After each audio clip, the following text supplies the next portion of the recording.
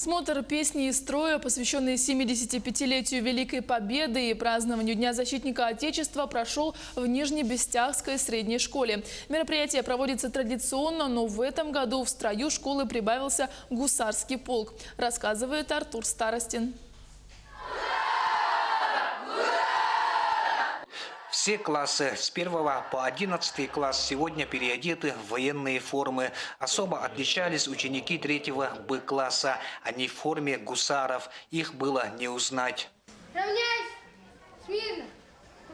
Но каждый человек индивидуален и может выделиться из толпы, раскрывая в себе что-то новое. Подразделение гусаров мы еще увидим на главном параде Дня Победы 9 мая. Силами родителей шили костюмы и еще должны приобрести барабаны. Когда мы купим барабаны, мы будем готовиться к параду Победы. Этот проект будет длиться 2 года. Смотр песни из строя начался со сдачи рапорта командиров групп. Самыми первыми выступили отважные и храбрые первоклассники, подразделения летчиков и моряков. Командиры рот уверенно отдавали команды своим подчиненным.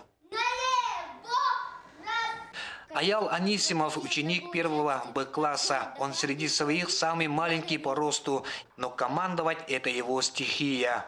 Браво! Я раздала всем мальчикам текст рапорта. Выучил он первый, потому что он ответственный.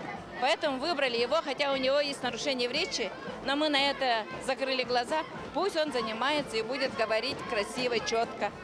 Компетентный жюри выбрал Аяла и вручил номинацию «Лучший командир».